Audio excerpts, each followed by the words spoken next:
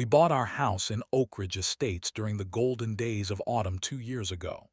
The neighborhood appeared perfect in every measurable way. Oak trees lined the streets, their branches creating dappled patterns of sunlight on immaculate sidewalks. Children rode bicycles without supervision. Neighbors waved from porches. After 15 years of military relocations, Sarah and I were ready for roots and permanence. Sarah retired from the Navy 4 years earlier. She never discussed her service in detail, not because the memories were painful, but because she wanted to leave that chapter closed. "Civilians get uncomfortable when they learn what I used to do," she explained once while unpacking boxes. Her official record stated she worked in logistics and planning. Only I knew the full scope of her classified operations, as one of the first female SEAL team commanders, a fact we agreed would remain private in our new life. The house itself needed work, but we saw potential in every flaw. The southwest-facing windows would flood the living room with warm afternoon light once we removed the overgrown bushes. The backyard offered enough space for the garden Sarah had sketched dozens of times during deployments. We spent weekends painting walls, replacing fixtures, and transforming spaces. Sarah approached each renovation with the same methodical precision she had once applied to mission planning. Our first introduction to the Homeowners Association came during the purchase process. The rules appeared reasonable: architectural consistency, maintenance standards, noise limitations. The monthly fee funded community spaces and seasonal landscaping. During our closing, the real estate agent mentioned the HOA president Barbara Wilson had served for 8 consecutive years. "She runs a tight ship, but the property values reflect her dedication," he assured us. We met Barbara at the spring welcome picnic. She wore immaculate tennis whites and carried a leather-bound copy of the community bylaws. "Military family," she noted while shaking our hands, eyes lingering on Sarah. "How wonderful. We appreciate the service, of course. Just be sure to review Section 12 about flag displays and yard maintenance." She smiled, but something in her tone suggested scrutiny rather than welcome. Other neighbors proved genuinely friendly. The Hendersons across the street brought homemade bread. The retired couple next door invited us for Sunday coffee. Sarah and I attended community events, volunteered for cleanup days, and participated in the exact community involvement we had missed during years of transient military life. The first notice appeared on our door 6 weeks after moving in. The sprinkler system had malfunctioned, leaving a section of grass slightly browner than the approved shade. A second notice arrived regarding holiday decorations, left up 3 days past the removal deadline during a week when Sarah had the flu. The citations were minor, always accompanied by friendly reminder language, yet delivered with increasing frequency compared to other homes. "Just follow the rules and document everything," Sarah advised when I expressed frustration. Her face remained neutral, but I recognized the evaluative gaze she developed during years of threat assessment. She was already watching, analyzing, and storing information, a habit from her former life that would prove invaluable sooner than either of us expected. Spring arrived with a burst of color throughout the neighborhood, but also with a flood of violation notices appearing on our door with alarming regularity. Our mailbox color, though selected from the approved palette, was deemed faded to an unacceptable hue. Our garden beds exceeded the maximum height allowance by precisely 3 centimeters. Our garbage bins remained visible from the street for 40 minutes beyond the permitted window, photographed and time-stamped by someone monitoring our property. Sarah handled each notice with unnerving calm, creating meticulous documentation folders while I grew increasingly agitated. "This feels personal," I insisted after receiving a citation for bird feeders identical to those hanging in at least 6 other yards on our street. Sarah said nothing, but took photographs of every similar feeder in the neighborhood, noting locations and timestamps. The situation escalated during a neighborhood barbecue when I overheard two neighbors discussing similar experiences. The Ramirez family received weekly notices about their vegetable garden. The Johnsons, a retired Air Force couple, faced constant scrutiny over their patio furniture. A pattern emerged. The targeted households included minorities, young families with children, and current or former military personnel. Our concerns culminated at the summer community meeting held in the neighborhood clubhouse. Barbara presided from an elevated table, flanked by board members who rarely spoke. The agenda included standard items: landscape contracts, pool maintenance schedules, and budget allocations. When the floor opened for comments, I raised my hand to address the apparent selective enforcement. With all due respect, I began, standing among neighbors, many homeowners have noticed inconsistent application of community guidelines. Multiple households have identical features, but only certain ones receive citations. Is there a system for ensuring equal enforcement? Barbara adjusted her glasses, looking down from her elevated position. Perhaps certain homeowners simply require more guidance to understand community standards. The board does not appreciate unfounded accusations against volunteers who dedicate their time to property value preservation. The room fell silent. Several board members shifted uncomfortably but remained silent. Barbara continued, "I suggest focusing on compliance rather than comparison. Next agenda item."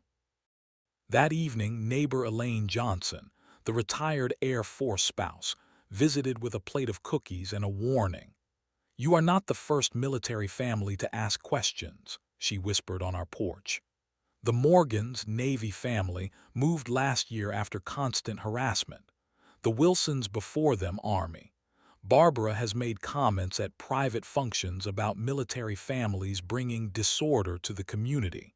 Be careful." Sarah listened from the kitchen doorway, face expressionless but eyes calculating. After Elaine left, she retrieved a new filing box from the garage. "We need to start documenting everything more systematically," she announced. "Photos, dates, comparative evidence from other properties. No emotional responses, just facts." Over the following weeks, the community divided into visible factions. Some neighbors stopped making eye contact or abruptly ended conversations when we approached. Others began sharing their own documentation and experiences quietly. The neighborhood watch signs that once represented security now felt like surveillance warnings. Property values and aesthetic conformity had become weapons in an undeclared conflict. "They are using textbook intimidation tactics," Sarah observed one evening while organizing evidence files. "Creating isolation, establishing arbitrary authority, generating fear of consequences.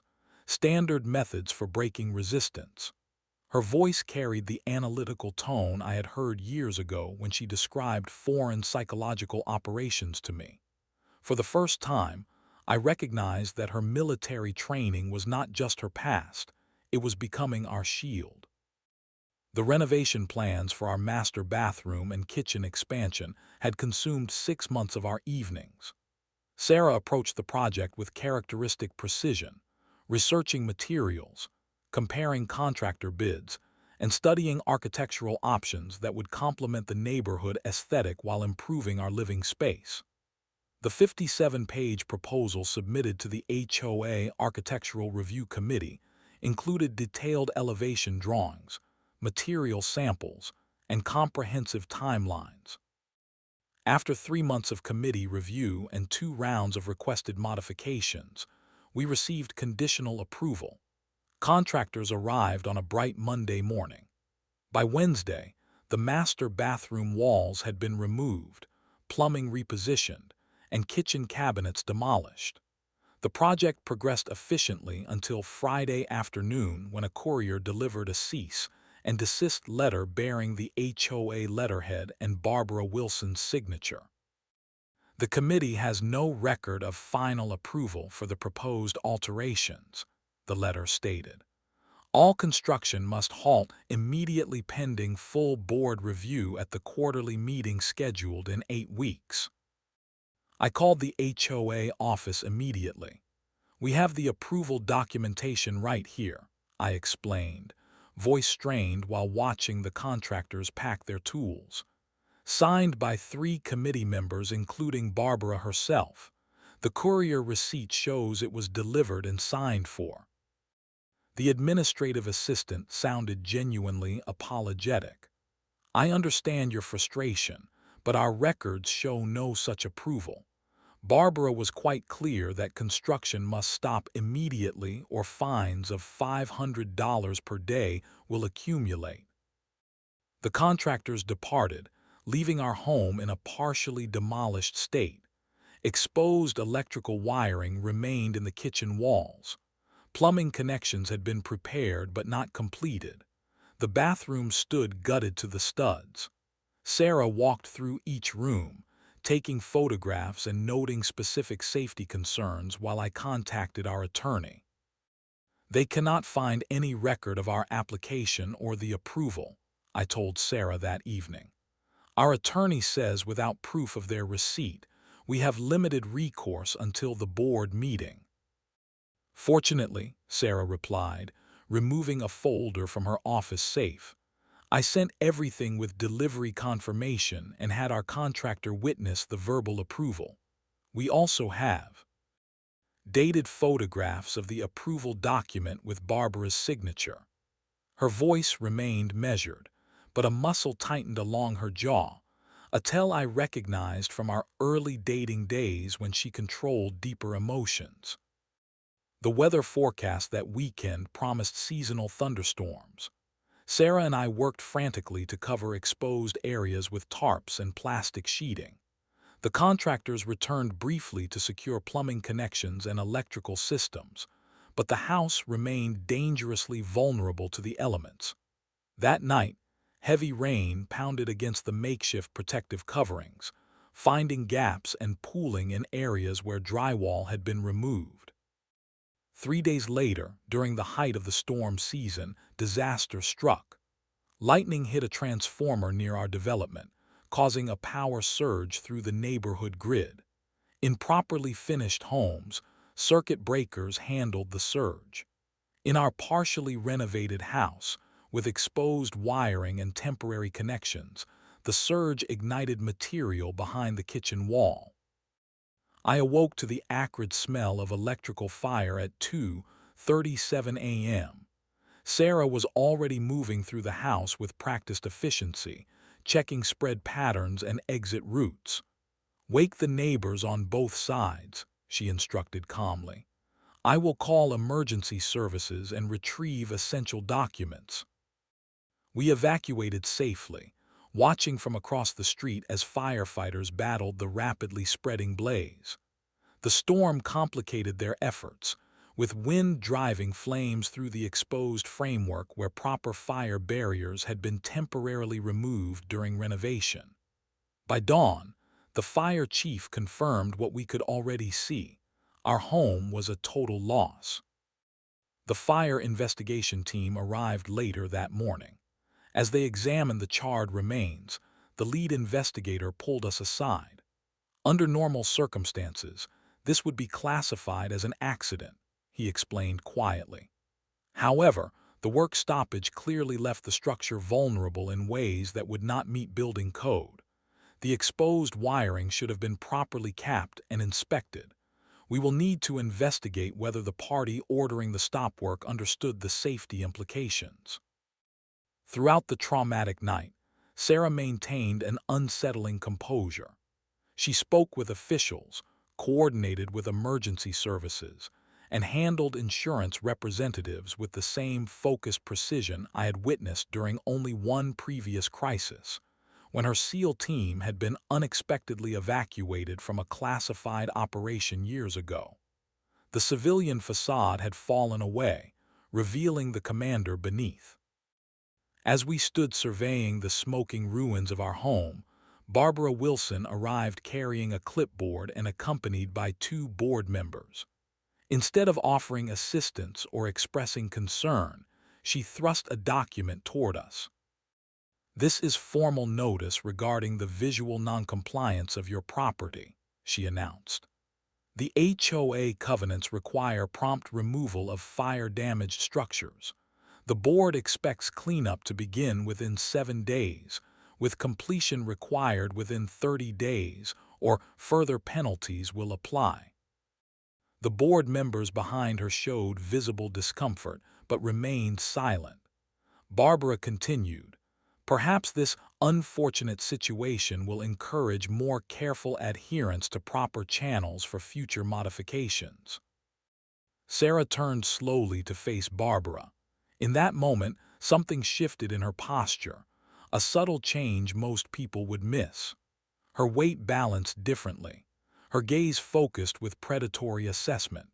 When she spoke, her voice carried the quiet authority that had once commanded elite teams in hostile territory. "You should understand something clearly," Sarah stated, each word precisely delivered. "Until this moment, you have been dealing with Sarah the neighbor. That person no longer exists. My name is Commander Sarah Richards, and I specialized in dismantling entrenched hostile systems." She held Barbara's gaze without blinking. "You have 30 seconds to walk away before I consider your presence an active threat to my family's recovery efforts." Barbara stepped backward involuntarily before composing herself and retreating to her vehicle. The board members lingered, one quietly offering contact information for temporary housing assistance before following their president. As we watched them leave, I knew with absolute certainty that everything had changed. The tactical mind that had led classified operations on 6 continents was now fully awakened and focused on a single objective, and Barbara Wilson had no comprehension of what she had just unleashed. The extended stay hotel room became our temporary residence while insurance adjusters processed our claim. The space was functional but impersonal: beige walls, generic artwork and furniture designed for durability rather than comfort. Most residents treated their rooms as transitional spaces, but Sarah transformed ours into something else entirely. Within days, the spare bedroom resembled an operations center. File boxes lined one wall in precise alignment. Documents covered the desk in organized stacks. The closet door displayed a community map marked with color-coded pins identifying properties, violation patterns, and board member residences. Sarah secured a portable whiteboard to the wall opposite the bed, where she diagrammed connections between HOA finances, enforcement actions, and property values. Insurance investigators requested detailed documentation about the renovation approval process and subsequent stop work order. The liability question hinges on whether the HOA understood the safety implications of their actions, our adjuster explained during his 3rd visit. If they knowingly created a hazardous condition by stopping work mid-project, their insurance may bear significant responsibility. Sarah provided meticulous records, photographs, time-stamped emails, delivery confirmations, and witness statements from contractors. She spoke with precision, never displaying anger but systematically establishing the causal relationship between the stop work order and the fire. The adjuster left looking troubled, mumbling about clear negligence indicators. While I focused on immediate recovery needs, Sarah began investigating historical HOA actions.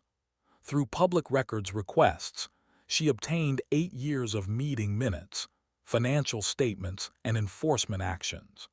She created spreadsheets tracking patterns of selective enforcement, board election procedures, and budgetary allocations.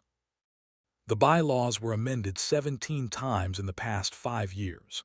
She informed me one evening, highlighting passages in the document spread before her.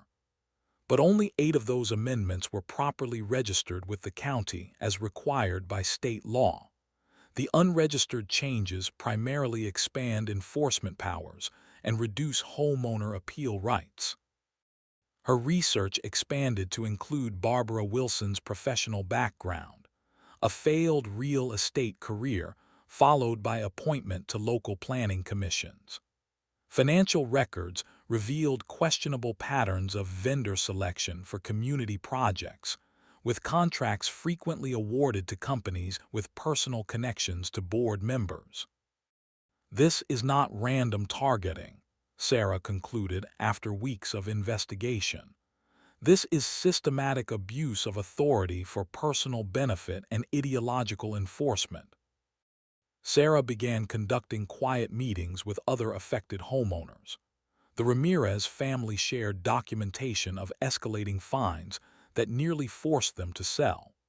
The Johnsons provided recordings of Barbara making disparaging comments about military families lacking proper respect for established community standards. Elderly residents admitted paying unnecessary special assessments after receiving intimidating letters threatening liens. A network formed gradually, homeowners sharing evidence, comparing experiences, and recognizing the pattern of systematic intimidation. Sarah coordinated their efforts with the same strategic approach she had once applied to intelligence gathering in hostile territories. "We are not seeking revenge," she reminded everyone during a carefully organized meeting in our hotel room. "We are pursuing accountability through legitimate channels. Document everything. Follow every rule precisely. Build the case methodically." 3 weeks into our displacement, Sarah received a visitor I had not seen in years, Michael Chen, her former SEAL team communications specialist who now worked in cybersecurity. They spread documents across our temporary dining table, speaking in the abbreviated shorthand of people who had faced danger together. "The financial patterns show classic misappropriation indicators," Michael noted, highlighting suspicious transactions. "The contracting process violates at least 3 provisions of the state HOA Governance Act." 2 days later, her former team medic arrived with his wife, now a paralegal specializing in real estate law. The following weekend brought another team member who had become a local news producer. Each visit followed the same pattern: strategic consultation, resource assessment, and departure with specific assignments. I watched this methodical assembly of expertise with a mixture of awe and concern. "These are not random harassment cases anymore," I observed one evening. "This is becoming a full tactical operation." Sarah looked up from her laptop, expression serious. "In the military, we had a term for this kind of situation: asymmetric advantage. They have institutional power and community standing. We have training in systematic problem dismantling and a network of specialized expertise. Barbara believes she is facing angry homeowners. She has no idea she is facing a coordinated intelligence operation run by people who dismantled terrorist cells."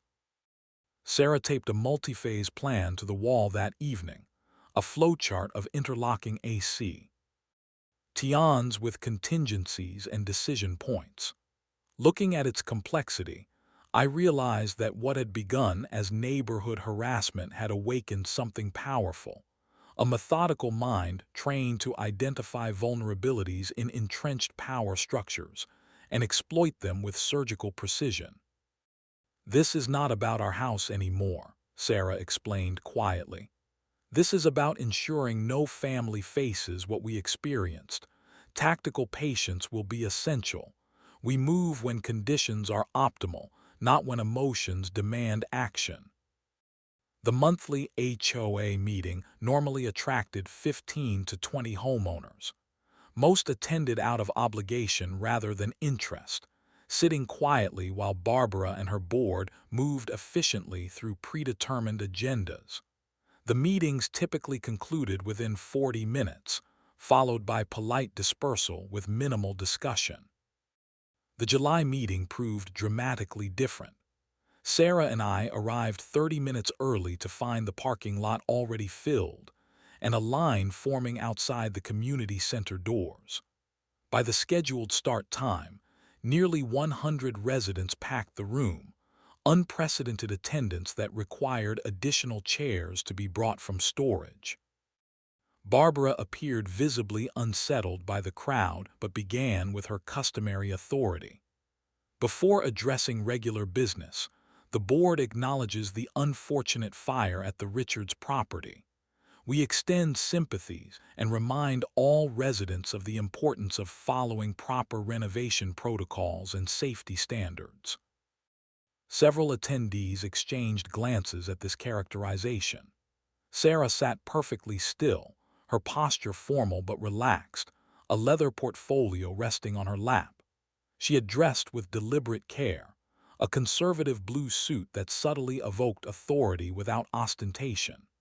Anyone unfamiliar with military bearing might miss the calculated impression she created, but I recognized the strategic presentation of a commanding officer preparing to address superior leadership. When the meeting agenda reached open comments, Sarah approached the podium carrying her portfolio. A subtle shift passed through the room as conversations quieted. Barbara gestured impatiently. "Please keep comments brief. We have a full agenda to complete." Sarah placed a single page on the lectern and surveyed the room with measured confidence. "Good evening. For those who do not know me, I am Sarah Richards from Oak Ridge Lane. My husband and I lost our home last month to a fire directly resulting from an improperly documented stop work order issued by this board." Her voice carried without apparent effort, trained through years of delivering briefings under pressure. "I am not here to discuss our specific case, which is now under insurance investigation. Instead, I wish to address a pattern of governance concerns affecting our entire community." Sarah opened her portfolio, extracting a laser pointer and directing attention to charts displayed on the community center screen. Documentation I had not even realized she had arranged to present. The first slide showed a statistical analysis of violation notices by property location, ownership demographics, and board relationship. Over the past 5 years, enforcement actions have concentrated disproportionately on specific household categories, Sarah explained, highlighting clusters on the community map. Properties owned by minorities receive 340% more violations than statistically expected. Military families receive 270% more. New homeowners with children receive 180% more. Barbara attempted to interrupt. "These unsubstantiated allegations are inappropriate for." "These are not allegations," Sarah continued calmly. "These are statistical analyses of the board's own enforcement records, which are public documents. Each data point is supported by specific documentation, copies of which have been provided to county authorities and relevant oversight agencies." The room remained silent as Sarah methodically presented evidence of selective enforcement, procedural violations, and financial irregularities. Her presentation style avoided emotion or accusation, instead delivering facts with unassailable precision. When Barbara attempted to interrupt again, several board members notably failed to support her objections. "The most concerning issue involves proper registration of bylaw amendments," Sarah continued, displaying county documentation. 17 amendments enacted by this board were never properly registered as required by state law, rendering them legally unenforceable. Specifically, the amendments expanding fining authority, limiting architectural appeals, and granting emergency enforcement powers were never legally activated. Outside the community center windows, local news vans had arrived, their presence seemingly coincidental but strategically timed. Through the glass, I could see reporters preparing equipment and reviewing documents that appeared remarkably similar to Sarah's presentation materials. As Sarah concluded her presentation, a man in a suit approached Barbara, presenting legal documents. Ms. Wilson, as representative of the Oak Ridge Estates HOA, you are hereby served with notice of multiple violations of the State Homeowners Association Act, including improper bylaw registration, selective enforcement patterns, and financial disclosure deficiencies. Barbara's face flushed as she accepted the documents. This meeting is adjourned pending legal consultation, she announced, gathering her materials hastily. Point of order, called an elderly resident from the back row. The bylaws require a formal vote for early adjournment. Without such a vote, any board member attempting to terminate proceedings is acting outside their authority. 3 board members exchanged glances before one spoke hesitantly. Perhaps we should complete the agenda as scheduled. The board will review these concerns separately. As the meeting continued with palpable tension, county vehicles arrived outside. Officials in windbreakers marked County Inspector began examining community property features, taking photographs of recently installed fencing and modified drainage systems. Sarah returned to her seat beside me, expression neutral despite the chaos unfolding. She had not raised her voice or displayed emotion throughout the presentation, yet the impact proved devastating. The carefully constructed facade of proper governance had cracked visibly, revealing the questionable foundation beneath. "This is just phase 1, Sarah whispered, as Barbara attempted to regain control of the increasingly vocal meeting. The objective was exposure and documentation of response patterns. As if on cue, Barbara demonstrated precisely the behavior Sarah had predicted, attempting to silence questions, dismissing evidence as disgruntled homeowner complaints, and threatening special assessments to cover legal expenses necessitated by baseless accusations. Each defensive statement was captured by multiple recording devices positioned throughout the room, another element of Sarah's strategic preparation I had not noticed until that moment. The community center had become a stage for exposing governance failures, with Barbara unwittingly playing her assigned role in the carefully orchestrated revelation. When the meeting finally concluded 2 hours later, Barbara departed quickly, avoiding the news crews now interviewing homeowners outside. Several board members lingered, visibly distancing themselves from their president through body language and hushed conversations with concerned residents. "The fracture points are developing exactly as anticipated," Sarah observed as we walked to our car. "Phase 2 begins tomorrow." I studied my wife's profile in the evening light, recognizing the calm satisfaction that had once accompanied successful missions. This was not revenge, but something more powerful: systematic accountability created through meticulous planning and flawless execution. The community newsletter arrived 3 days after the meeting, containing a special message from Barbara Wilson.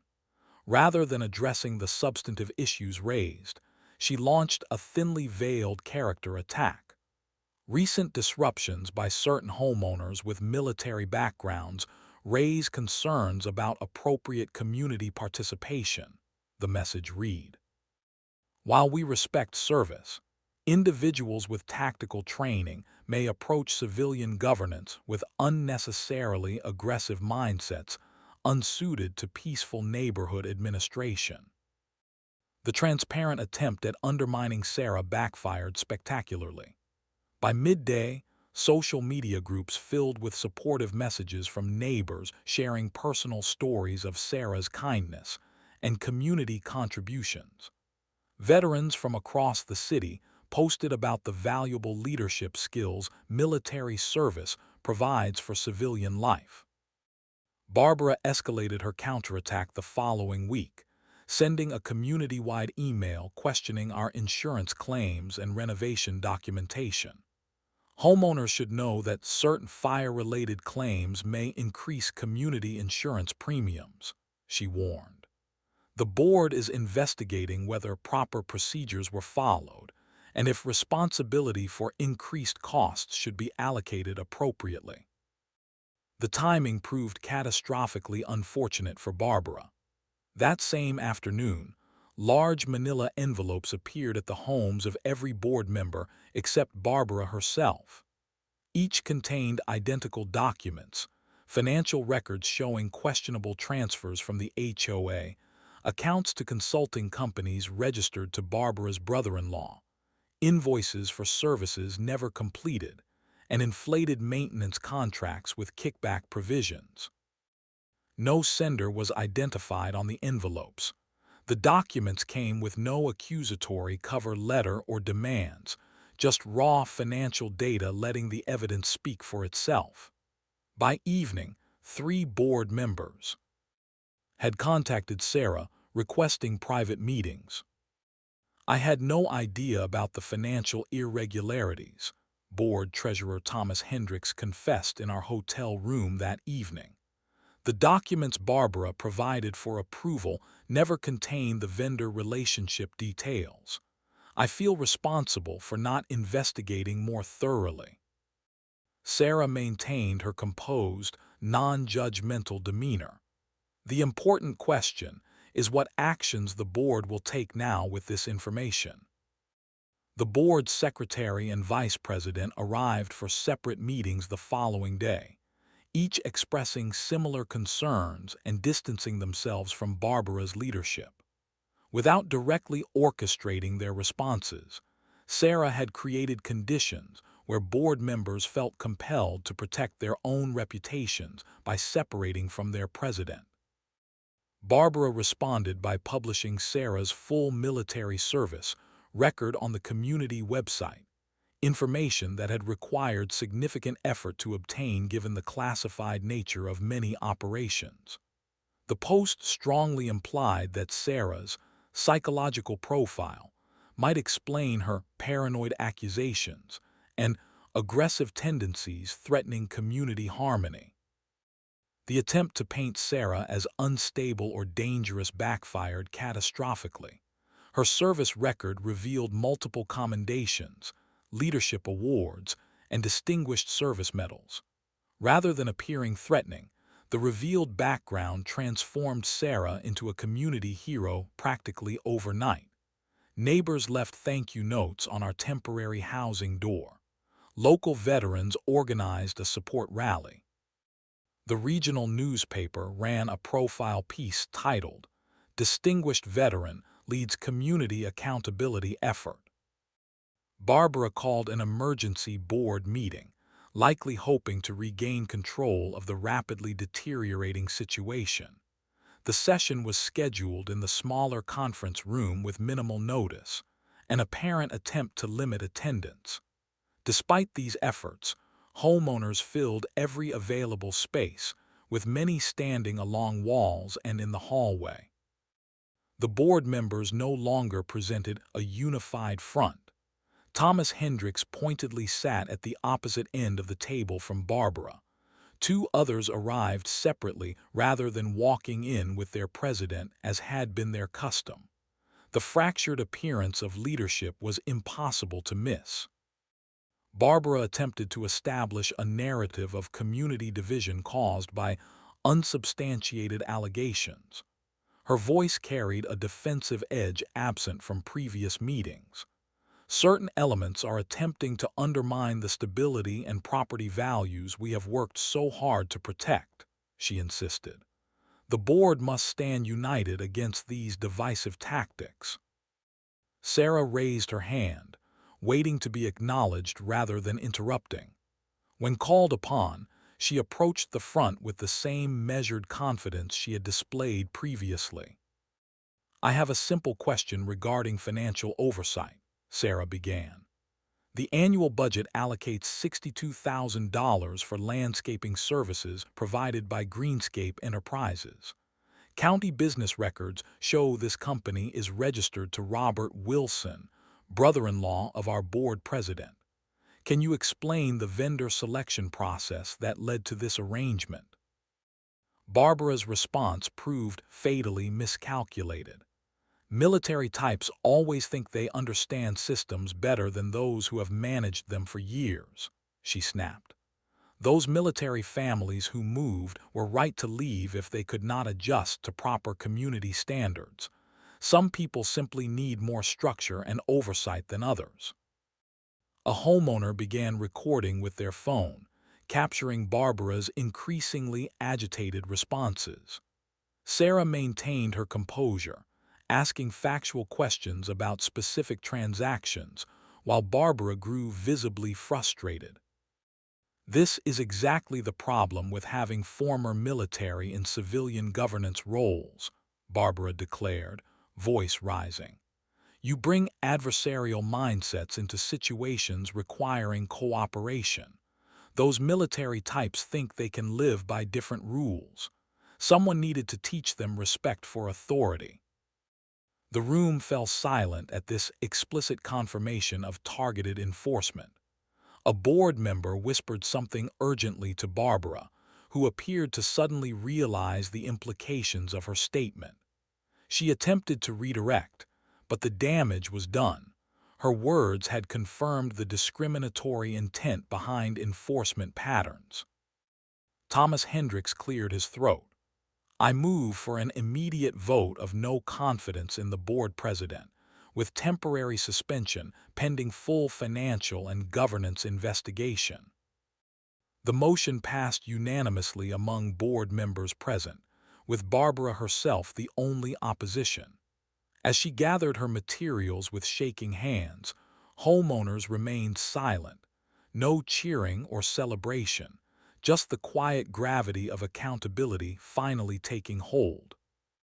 Outside the meeting room, Sarah accepted quiet thanks from neighbors but deflected personal credit. "This was a community effort to restore proper governance," she repeated consistently. "The system worked as it should when informed homeowners participate actively." As we walked to our car that evening, I recognized the particular satisfaction in Sarah's expression, not the triumph of victory, but the deeper fulfillment of a mission properly executed. "You never once lost your composure or made it personal," I observed, "even when she directly attacked your military service." "In tactical operations, emotional responses create vulnerability," Sarah replied. "The objective was never confrontation but systematic correction. Barbara defeated herself by responding emotionally to strategic pressure." The tactical brilliance of Sarah's approach became fully apparent.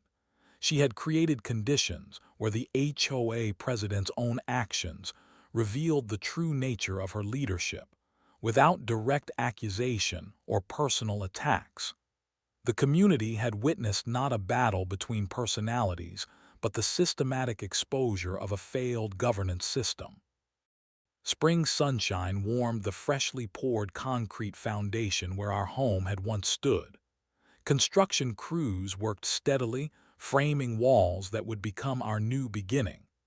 The architectural plans included subtle improvements, better natural lighting, more efficient storage, and modernized systems, while maintaining neighborhood aesthetic consistency.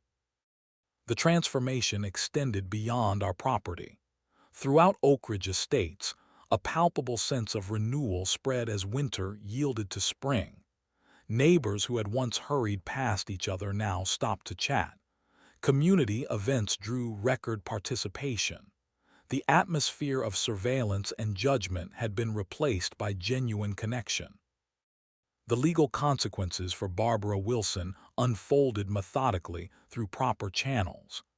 County investigators found sufficient evidence of financial impropriety to refer the case to the district attorney. Rather than face public trial, Barbara accepted a plea arrangement including restitution, community service, and disqualification from HOA governance positions. The news coverage remained minimal. A small article noting financial irregularities discovered during routine auditing. Sarah had never sought public humiliation or excessive punishment, only appropriate accountability and system correction. The measured outcome reflected precisely the proportional justice she had envisioned from the beginning. Our insurance claim resolved favorably after investigators concluded the HOA bore significant liability for creating unsafe conditions through improper work stoppage. The settlement included additional compensation beyond replacement costs, acknowledging the preventable nature of our loss. The interim HOA board, led by Thomas Hendricks, implemented immediate reforms.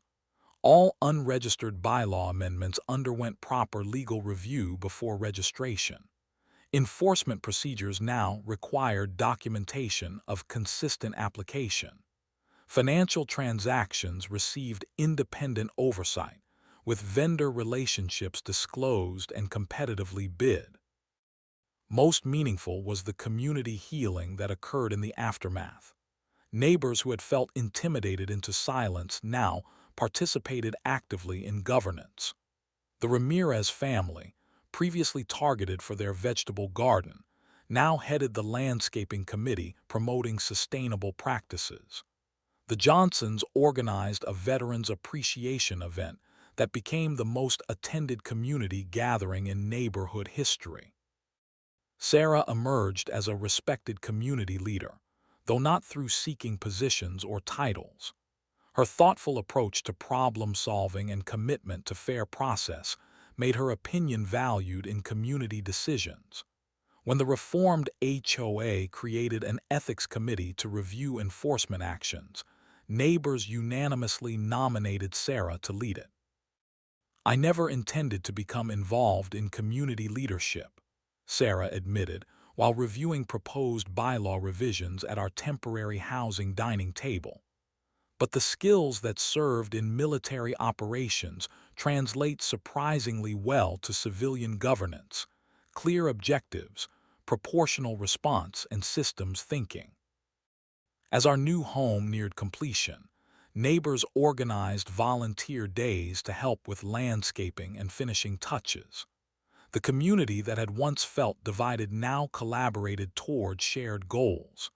Even board members who had served under Barbara participated, eager to demonstrate their commitment to reformed governance. The most unexpected development came 6 months after the emergency board meeting. Sarah received an invitation to testify before state legislators considering HOA reform legislation. Her methodical documentation of enforcement patterns, financial oversight failures, and governance breakdown provided compelling evidence for statutory changes that would protect homeowners throughout the state. The system should not require military tactical training to ensure fair treatment by community associations, Sarah testified, her calm authority filling the legislative chamber. Clear oversight mechanisms, transparency requirements, and enforcement consistency must be built into the governance structure itself.